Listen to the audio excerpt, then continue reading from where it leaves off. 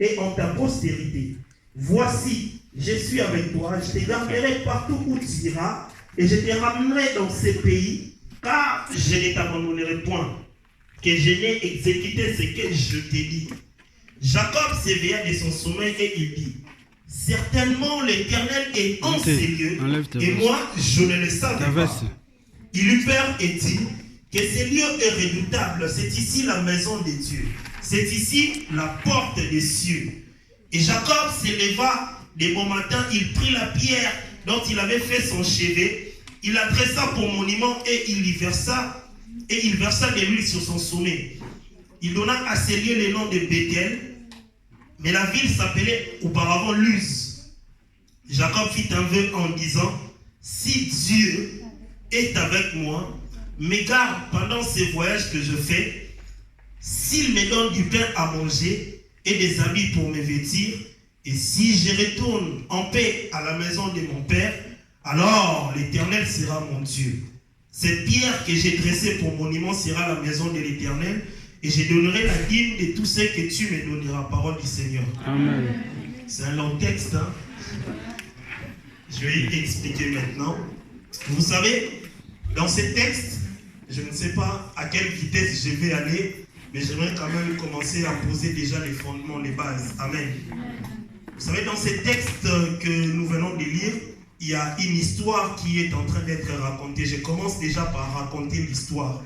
Dans l'histoire, il se passe que Jacob, un enfant, vous savez, Jacob avait comme père Isaac.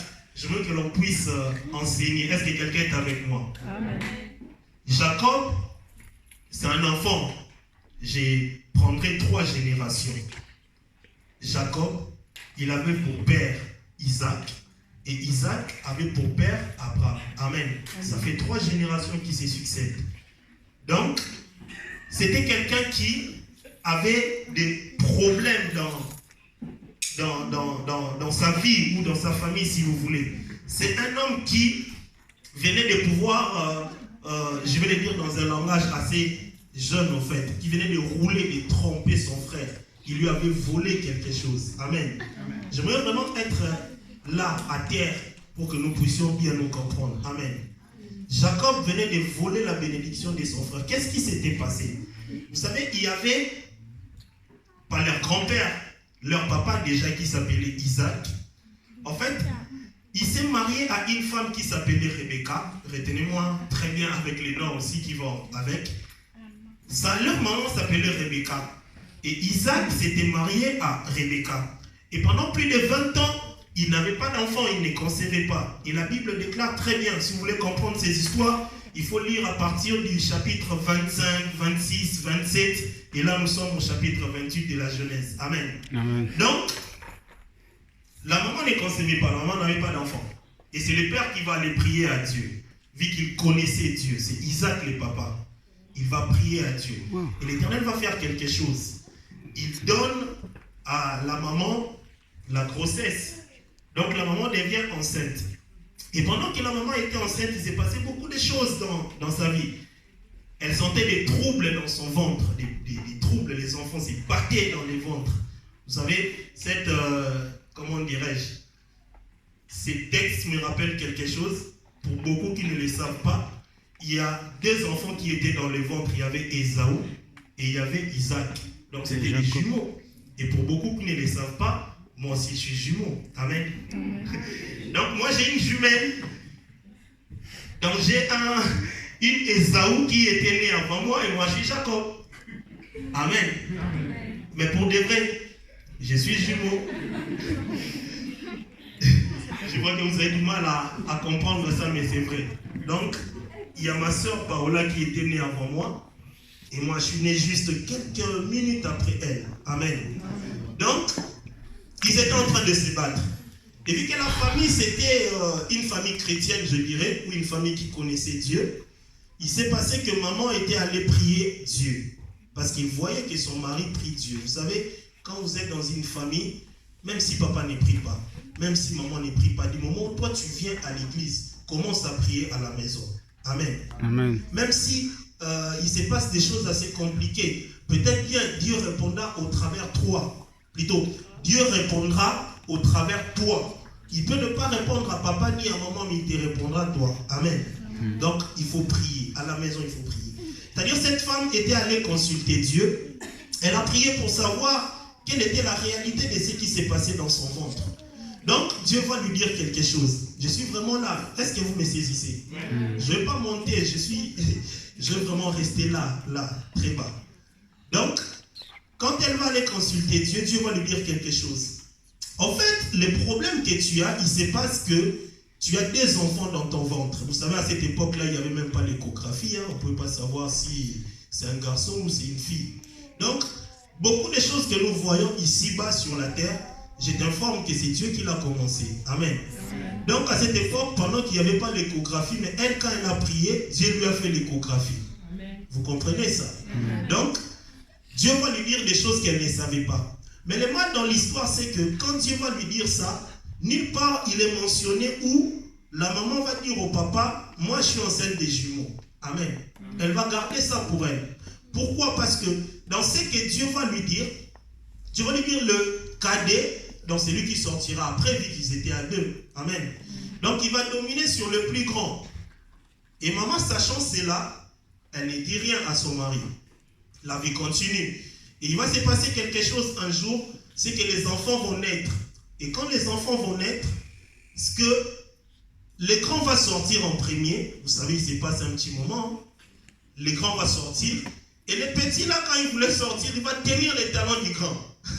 Donc ils étaient déjà en train de se battre, ils ont continué même à se battre en ressortant du ventre. Amen. Donc il s'est passé ça, et ils sont sortis.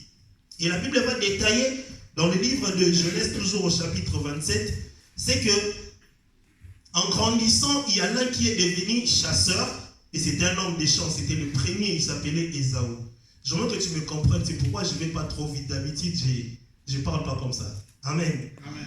Donc, il devient chasseur, et il était un homme des champs. Donc, il allait chasser des gibiers, et il faisait ses champs. Mais on peut dire que celui-là, il était vraiment riche par rapport à son petit, là, Jacob.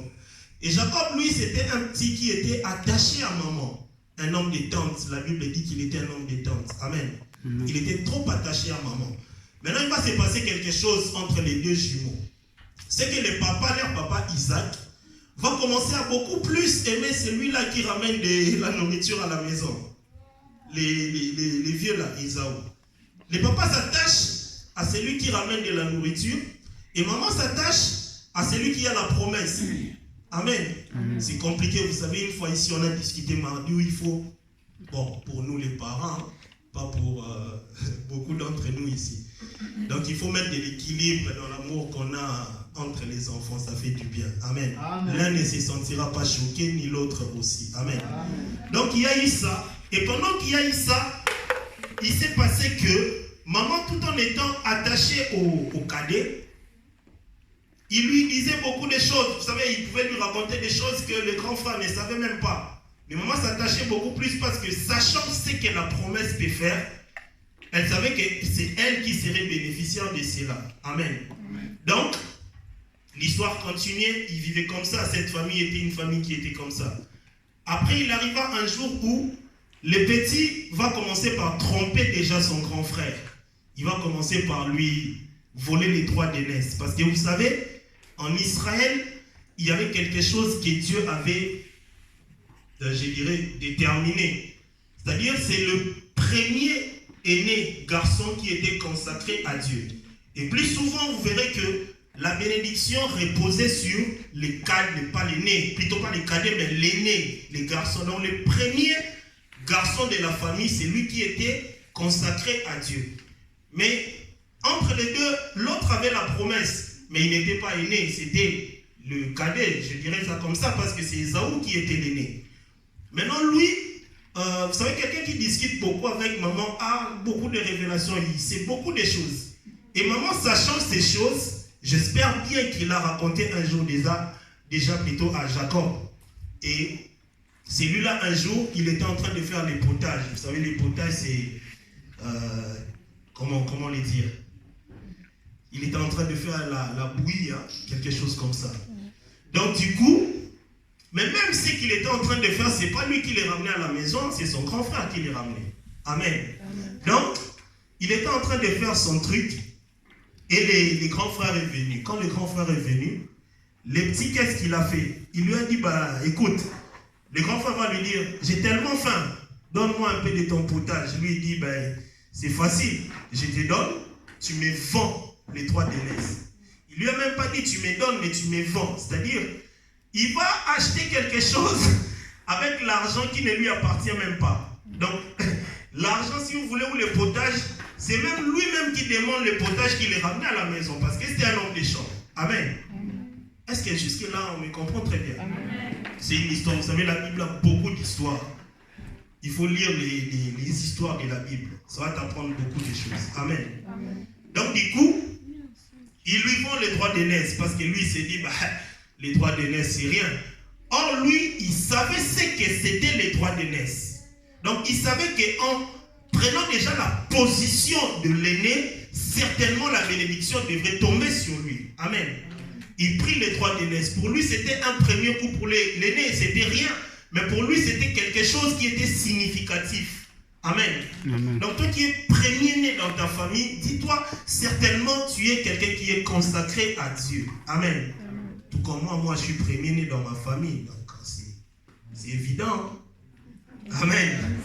Donc, il va prendre les 3 dénesses. Et qu'est-ce qui va se passer par la suite? Ça, c'était encore négligeable. Mais par la suite, il se passe une autre chose. Lui, tellement qu'il savait déjà ce que c'était la bénédiction, le petit. Un jour, il était avec maman. Bon, maman l'a laissé dans la tente. Maman est allée à côté. Et maman était en train d'écouter le papa Isaac qui disait, bah, Esaü, fais-moi une belle assiette là. Je vais manger, après quoi je vais te bénir. Amen. Dans l'histoire que nous sommes en train de lire, a commencé par là. Il dit, je vais te bénir. Et maman, en écoutant ça, vu qu'il était trop attaché à son enfant Jacob, qu'est-ce qu'elle va faire? L'autre, pendant qu'il était allé à la chasse, vous savez, ça vivait dans la forêt à cette époque. C'était pas, il n'y avait pas des bâtiments comme ici, hein, HLM, machin, truc là. Donc, il est allé à la chasse. Et pendant qu'il est allé, maman va dire au cadet, va prendre un animal dans le troupeau. Vous savez, ils hébergeaient toujours ils avaient des élevages des animaux. Va prendre un animal, je vais te faire un bon mets, une belle assiette. Tu vas les donner à papa, comme ça il va te bénir. Amen. Amen. Est-ce qu'on me comprend? Amen. Je suis encore en bas. Je vais monter. Bientôt là, je vais décoller très vite maintenant. Donc, il va.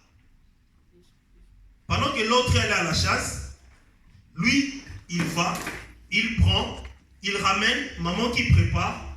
Mais dans l'autre temps, c'est comme s'il discutait encore avec maman. Mais maman, tu sais, Esaü, lui, il est beaucoup plus velu là. Si papa arrive à me toucher, il comprendra. Maman dit non, t'inquiète pas, je sais comment on va faire, je vais faire. Amen. Amen. Maman va jouer un coup, il prend la peau d'un animal velu, il le faut porter à Jacob, et Jacob va avoir l'apparence, au fait, d'Esaü. L'apparence, je dirais, parce que le père, à cette époque, ne voyait pas bien. Donc, le père pouvait juste sentir avec ses mains. Et maman va habiller, il prend les habits d'Esaü, il habille à Jacob. Amen. Amen. Donc, le cadet prit la place de l'aîné, il va chez son père, et même quand il arrive, le père déjà lui dit, mais il présente l'assiette, le père lui dit, je te touche, je suis en train de sentir comme si c'est Esaü, mais la voix c'est la voix de Jacob. Mais l'autre qui dissimule la chose, après finalement, il va recevoir la bénédiction. Et quand Esaü, il prend la bénédiction, il repart. Quand Esaü va revenir, il comprend que il avait béni, Isaac va comprendre qu'il avait béni Jacob à la place d'Esaü. Là par contre, ça ne passe pas. Vous savez, tu peux voler un jour, ça passe, on ne te voit pas. C'est mal à voler. Mais une deuxième fois, quand tu voles, ça dépend aussi de ce que tu as volé. L'autre se disait, les 3 dénesses, prend. Mais la bénédiction, ah non, là ça passe pas. Il a pleuré devant son père. Et après avoir pleuré, il dit, papa, même une petite bénédiction ne te reste-t-il pas? Il dit, j'ai tout donné à Jacob. Lui qui lui dit, mais même une petite. Mais vous savez, dans la bénédiction que Isaac va donner à Ésaü, c'est comme si c'était même pas une bénédiction. Parce que dans la bénédiction, il lui dit, ton petit frère dominera sur toi. Donc, il était en train de confirmer encore la bénédiction qu'il avait donnée au cadet. Amen. Amen. Et donc, ça va se passer comme ça. Et dans les textes que nous sommes en train de lire ici, au fait, il se passe quoi? L'aîné va se décider maintenant. Quand il a su qu'on lui a volé la bénédiction, il va se dire, notre père est déjà vieux. Et quand on va faire ses funérailles, je vais profiter pour tuer les petits là, les petits Jacob qui m'ont volé la bénédiction. Comme ça, ils partiront tous ensemble. Vous savez, la bénédiction est une chose qui est spirituelle. La bénédiction se rend palpable avec les temps. Quand on te dit je t'ai béni, tu dis je reçois où? Amen. Ne te dis pas qu'en ressortant d'ici directement, il y a quelque chose qui commence à se passer. La bénédiction, la conversion, beaucoup de choses spirituelles sont un processus. Amen. Amen. Donc, l'autre qui reçoit la bénédiction, il commence à être agité aussi. Il sait maintenant que son grand frère est fâché. Qu'est-ce qu'il va faire? Bon, vu qu'il était attaché à maman, il va rentrer chez maman. Il va lui dire, ben maman là, c'est que tu m'as cherché, ça devient compliqué. Il faut que tu trouves une solution. Amen. Et maman va trouver maintenant une solution. Il va dire, ben écoute, c'est facile. Je vais m'arranger de manière à ce que tu quittes ici, que tu ailles jusque vers ton oncle, mon frère. Tu vas aller épouser une femme de là-bas parce que moi et ton père, on n'aime pas les femmes d'ici. Sous prétexte de partir là-bas. Mais la vraie raison, c'était le problème de la bénédiction volée. Amen. Et le thème, si vous voulez, je n'ai pas donné encore le thème, je me rappelle. C'est la rencontre avec Dieu. Et le texte que nous sommes en train de lire, j'aimerais expliquer au fait très vite quelque chose. Vous savez, cet homme, Jacob, était en train de partir pour un voyage. Mais dans sa tête, il n'était pas bien. Vous savez, quand tu as des problèmes, les gens peuvent te voir. Tu peux faire des distances, des kilomètres, tu marches, tu rentres dans les trams, tu rentres dans le bus, tu prends l'intercité, tu vas à Paris, les gens te voient et tu discutes même avec certaines personnes. Tu peux dissimuler ce que tu as, mais quand tu es tout seul, tu as des problèmes sérieux. Vous savez, beaucoup viennent à l'église pour ça, parce qu'ils ont des problèmes sérieux. Peut-être bien, tu es jeune, tu n'as pas encore rencontré certaines choses. Mais je te dis, il arrivera des moments où peut-être Dieu te rencontrera, toi seul avec Dieu. Vous savez, cet enfant qui avait fui, maman qui l'avait beaucoup trompé, fait ceci, fait cela. Mais quand il fallait partir, il est parti tout seul. Je veux dire à quelqu'un cet après-midi, quand Dieu te rencontrera, il te rencontrera tout seul. Tu ne seras avec personne. Quand Dieu te rencontrera, peut-être bien c'est parce que tu auras beaucoup de problèmes dans ta tête. Quand Dieu te rencontrera, c'est le temps que lui-même avait prévu de te rencontrer. Quand Dieu te rencontrera, c'est un temps où tu seras isolé. Moi, j'aime bien à un certain moment, quand je suis avec beaucoup de personnes et qu'il arrive que ces personnes s'éloignent de moi, je comprends que c'est le temps où Dieu veut me rencontrer. Vous savez, c'est bien beau, grâce, d'être tout le temps avec Sephora, avec Magdala, avec Élie, mais il arrivera un temps où tu seras toute seule. Et comprends que pendant ces temps, Dieu veut te rencontrer toute seule. Amen. Pendant le temps où les gens se séparent de toi, pendant le temps où l'appui que tu avais jeune, tu vois des choses commencer à se compliquer. Sache que Dieu veut te rencontrer. Vous savez, moi, je rencontre très vite mon histoire. Quand j'ai quitté le pays, vous savez, moi, tout comme ces vieux là, Jacob, hein, c'est pas un petit, hein, ces vieux Jacob là, j'étais attaché aussi à maman. Je faisais des choses à un certain moment comme je voulais. Ma mère me reprenait toujours. Parce que vous savez, nos mamans savent qui nous sommes. Jeune, écoute ta maman. Jeune, écoute ton papa. Il sait qui tu es. Est-ce que quelqu'un est avec moi? Amen. Tu t'entêtes aujourd'hui, c'est bien beau. Mais quand il t'arrive quelque chose de très mal, c'est là où tu vas te poser pour te dire, si j'avais écouté papa, si j'avais écouté maman. Mais j'aimerais pas que tu arrives jusqu'à pouvoir regretter. On dit dans le monde de si je savais. J'aimerais pas. Je t'avertis. La vie. Vous savez, quand les aînés nous disent certaines choses, des fois nous croyons comme s'ils sont en train de... Ah, pasteur Anatole. Ah. Lui, ils sont n'importe passé. Qu'est-ce qu'ils comprennent de ce qui se passe maintenant? En fait, vous savez, dans la jeunesse, on pense comme si tout est nouveau, en fait. Non, mais maintenant, il y a le WhatsApp, hein? Il y a les Snapchat. Non, parce que vous n'êtes pas les seuls. Hein. Moi non plus, je ne comprends pas ça. Ça sert à quoi, je ne sais pas même. Vous dites oui, mais ce sont des trucs nouveaux. Petite vidéo. Publie, il y a des j'aime là-bas aussi. Je ne sais même pas. Donc, tu te dis, mais c'est nouveau ça. Mais je te dis, par expérience, quand un aîné t'avertit d'une chose, il sait pourquoi il te le dit. Vous savez, il y a de ces choses qu'on peut t'avertir qui n'ont rien à voir avec l'œil spirituel, qui a trait à l'expérience de la vie. Et quand on t'interdit quelque chose, il faut écouter. Amen. Je ferme la parenthèse. Donc, Jacob était en train de partir avec beaucoup de problèmes dans sa tête. Quand je dis beaucoup, mais c'est beaucoup. Mais vous savez, il se passe quelque chose toujours. Quand tu pars, quel que soit que tu crois que tu es tout seul, mais en réalité tu n'es pas seul. Dieu est avec toi. Dieu veille sur toi. Amen. Je pense que je resterai à terre, je ne monterai pas. Amen. C'est bien de rester comme ça. J'aime bien la manière dont vous me suivez et je vois que vous assimilez bien. Amen. Donc, il partait, mais avec des problèmes dans sa tête, des sérieux problèmes. Quelqu'un qui habitait la tente, quelqu'un qui n'avait jamais même été allé au champ. Pas au champ, mais bilanga, au champ. Donc, quelqu'un qui n'avait jamais été comme son frère, qui n'a jamais été même allé chasser, qui n'a jamais ramené un gibier.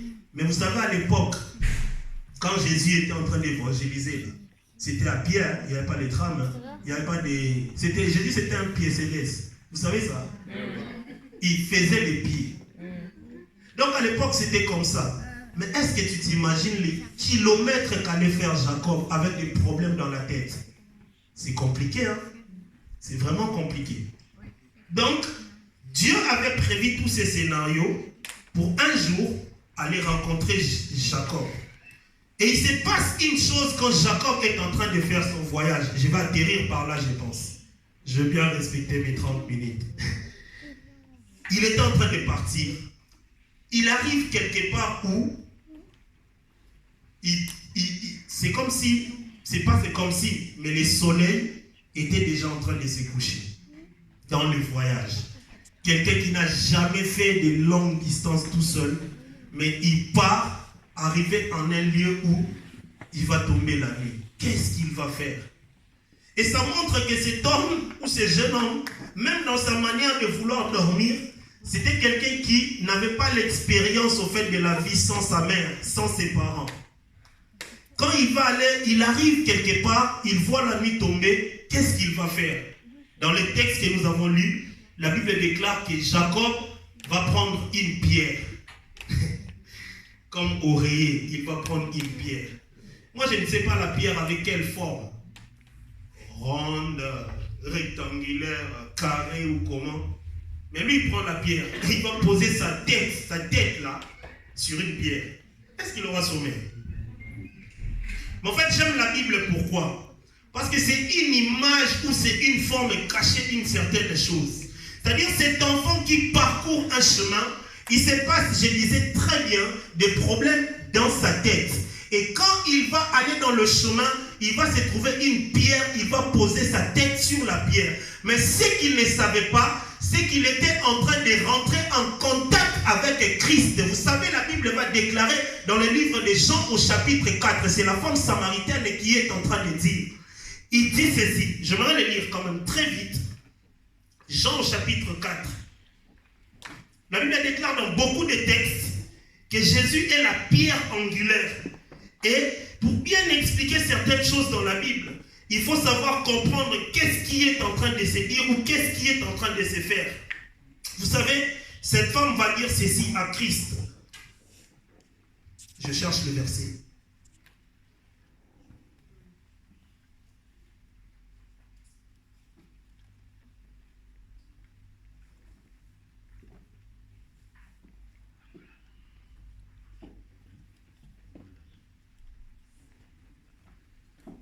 Je n'étais pas là, je m'excuse. Je voulais expliquer autre chose à la place, mais je l'ai sauté déjà, donc j'y reviendrai pas. C'est dans Jean que j'allais expliquer cela. Je disais, cette femme, plutôt, Jacob va poser sa tête sur une pierre. Et vous savez, dans le livre de Pierre, la Bible déclare que Jésus est la pierre angulaire, la pierre qu'avait bâti, qu'avait rejeté beaucoup, mais la pierre est devenue la pierre de l'angle, là où tout a été bâti. Sur quoi tout a été bâti? Cela veut dire quoi? Cet homme pouvait reposer sa tête sur une pierre, mais en réalité, il rentrait en contact avec un monde spirituel, parce que sa tête s'est posée sur la pierre. C'est ce point de contact qui va faire en sorte que Dieu va les rencontrer, mais par sa tête. Et il pose sa tête sur une pierre, il rentre en contact et directement il eut un songe. Et le songe, c'est pas où je me pose la question, dans la tête. Dans la tête, il va commencer à comprendre certaines choses ou à recevoir une révélation. La Bible déclare qu'il eut un songe. Qu'est-ce que c'était le songe qu'avait eu cet homme? Dans son songe, la Bible déclare qu'il voyait le ciel s'ouvrir et les anges montaient et descendaient. Mais j'aime cette partie, pourquoi? Parce que vous savez, la Bible ne déclare rien pour rien, ou la Bible dit rien pour rien. La Bible commence par dire, les anges, le mouvement des anges avait commencé où? En bas sur la terre. Donc les anges étaient en train de monter en premier, et puis de descendre en second. Mais en réalité, il se pose une question. Où vivent les anges? Au ciel. Tout le monde a cette impression que les anges vivent où? Au ciel. Mais la Bible va déclarer que l'ange de l'Éternel campe où? Tout autour de ceux qui craignent Dieu. Et celui qui craint Dieu, il habite où? Sur la terre, en réalité. Et quand nous allons voir les textes où Élisée avec Géasi était en train de voir une armée syrienne, beaucoup de soldats les envahir, ils avaient vu au fait, en réalité, le prophète demanda à Dieu d'ouvrir les yeux de son serviteur pour voir quelque chose. Et ce qu'il voyait, c'était quoi? Une armée des anges. Mais ils étaient où ces anges? Sur terre. Donc, en réalité, quand Jacob s'est promené, il ne se promenait pas tout seul. Il avait des anges avec lui. Amen. Amen. C'est pourquoi le mouvement des anges va commencer sur la terre. La Bible déclare très bien que les anges montaient et descendaient. Mais comment est-ce que les anges pouvaient commencer à monter? J'aimerais t'expliquer quelque chose. Tu sais, quand il t'arrive de pouvoir avoir beaucoup de problèmes, c'est toi qui vas commencer à déclencher les mouvements des anges. Est-ce que quelqu'un me comprend? Quand Dieu te rencontre, quand l'Éternel te rencontre, il te suffit de pouvoir lui parler. Et les anges, quand ils montaient avec la prière de Jacob. Et quand ils descendaient avec sa réponse. Parce qu'il avait des problèmes. Il allait quelque part où il ne connaissait personne. Il allait vivre dans une famille où il ne connaissait personne. Mais qu'est-ce qu'il lui fallait? Prier. Jeune, il faut prier. Tu sais, quand tu pries, les anges montent avec ta prière et aussitôt, ils descendent. La Bible déclare, ils montaient. C'était un mouvement répétitif. Donc, dans sa tête, il pensait à des choses. Et les anges ramenaient sa pensée là, aux cieux, et redescendaient directement avec sa réponse. La rencontre avec Dieu, c'est une rencontre où tu peux déclencher un mouvement. La rencontre avec Dieu, c'est une rencontre où tu peux voir beaucoup de choses. Mais je te l'ai dit, quand tu parcours le chemin, jeune, écoute les parents. Quand tu parcours le chemin, sache que tu rencontreras Dieu. Sache que Christ avait prévu de te rencontrer. Vous savez, la pierre qu'avait rencontré cet homme Jacob, cette pierre-là déjà précédée. Ce n'est pas lui qui a ramené la pierre. Quand les choses sont compliquées, sache que la pierre est déjà devant. La pierre t'attend. La pierre est déjà devant. Il te suffit juste de rentrer en contact avec la pierre. Et quand tu rentres en contact avec la pierre, tu recevras des révélations. Tu recevras beaucoup de choses. Dieu te touchera. L'Éternel t'impactera. L'Éternel te fera énormément du bien. J'avais beaucoup de choses à toucher dans ces textes, mais je pense que nous allons nous arrêter là. Et j'aimerais que nous puissions nous lever là où nous sommes. J'aimerais que quelqu'un se lève. Et j'aimerais que tu puisses prier. La Bible déclare, avant que Abraham ne soit jeté. Et dans les textes que je voulais toucher dans Jean au chapitre 4, la femme va poser la question à Jésus. Est-ce que tu es plus grand que notre père Jacob? Vous savez, il n'y a pas plus grand que Jésus. Il n'y a pas plus grand que Jésus, j'étais en train de dire à quelqu'un. Cette femme va dire cette chose à Jésus parce qu'elle ne comprenait pas ce qu'elle disait. Mais il n'y a pas plus grand que Jésus. Quand tu rencontres Jésus, il se passe des choses dans ta vie. Ma prière cet après-midi est que tu puisses rencontrer Jésus. Et j'aimerais que tu puisses prier. Élève ta voix là où tu élèves ta voix, commence à prier. Demande à l'Éternel de te rencontrer.